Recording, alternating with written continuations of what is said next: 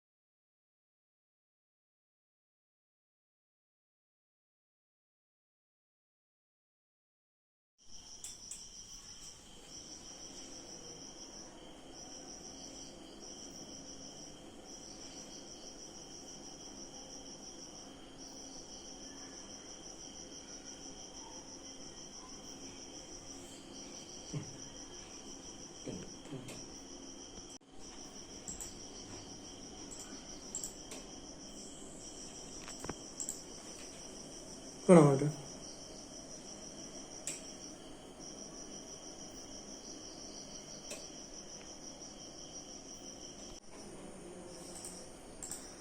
നമുക്ക് സ്റ്റുഡൻസിനൊക്കെ ആവശ്യം ഉപയോഗിക്കുന്ന സിസ്റ്റത്തിൽ നമുക്ക് ഇത് ആപ്ലിക്കേഷൻസ് ഒക്കെ വളരെ സ്പീഡായിട്ട് വന്നില്ലെങ്കിൽ കുട്ടികൾക്ക് തന്നെ ഒരു ബോറിംഗ് ആയിരിക്കും. അപ്പോൾ അതുകൊണ്ടാണ് ഈ സിസ്റ്റത്തിന് നമ്മൾ NVMe SSDയും ക്രോസ് ഹെയർ വെഞ്ചേഴ്സിൻ്റെ 8GB RAM, ഫോട്ടോഷോപ്പ് ഒന്നും ഒരു ലാഗോ ഒരു സോഫ്റ്റ്വെയർ എടുക്കുന്നതിന് നമുക്കൊരു ലാഗോ ഇഷ്യൂസ് ഒന്നും വരില്ല. അപ്പോൾ ഓട്ടോകാഡോ തുടങ്ങിയ എല്ലാ സോഫ്റ്റ്വെയറിനും നമുക്ക് മികച്ചൊരു പെർഫോമൻസ് കിട്ടും. പ്രീമിയർ ആയിരുന്നാലും വീഡിയോ എഡിറ്റിംഗ് ഒക്കെ താല്പര്യമുള്ള കുട്ടികൾക്ക് അത്യാവശ്യം അതിൻ്റെ ഫീച്ചേഴ്സും എല്ലാം മാക്സിമം യൂസ് ചെയ്യുന്ന വിധത്തിൽ തന്നെ ഒരു പെർഫോമൻസ് കിട്ടുന്ന ഒരു സിസ്റ്റം തന്നെയാണ്.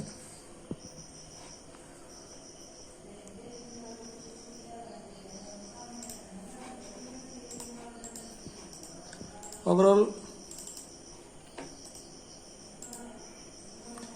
ഇന്റലിൻ്റെ i3 9100F CPU 3.60 GHz വരെ പെർഫോമൻസും 8GB RAM, ഓൾറെഡി എല്ലാ സോഫ്റ്റ്വെയറുകളും നല്ല രീതിയിൽ തന്നെ സപ്പോർട്ട് ചെയ്യുന്ന ഒരു സിസ്റ്റമാണ്. ഡിസ്പ്ലേ ആയിരുന്നാലും ആൻറ്റി ക്ലെയർ ഡിസ്പ്ലേ ഡെല്ലിൻ്റെയാണ് യൂസ് ചെയ്തിരിക്കുന്നത്. ഡെല്ല് യൂസ് ചെയ്യുന്ന അല്ലെങ്കിൽ ആൻറ്റി ക്ലെയർ ഡിസ്പ്ലേ യൂസ് ചെയ്യുന്നതാണ് സ്റ്റുഡൻസിന് കൂടുതൽ കണ്ണിനെ നോക്കും. അധികം നേരം ഇപ്പോൾ ഓൺലൈൻ ക്ലാസ്സൊക്കെ ആണെങ്കിൽ അധികം നേരം സിസ്റ്റം യൂസ് ചെയ്യുമ്പോൾ കണ്ണിന് ഒക്കെ ബുദ്ധിമുട്ട് വരാൻ സാധ്യതയുണ്ട്. അതുകൊണ്ട് ആൻറ്റി ക്ലെയർ ഡിസ്പ്ലേ തന്നെ നമ്മൾ യൂസ് ചെയ്ത് കഴിഞ്ഞാൽ മികച്ചതായിരിക്കും. അപ്പോൾ ഓവറോൾ ഒരു നല്ലൊരു മികച്ച പെർഫോമൻസ് തന്നെ നമുക്ക് ഈ റേഞ്ചിന് സെറ്റ് ചെയ്യാൻ സാധിക്കുന്നതാണ്.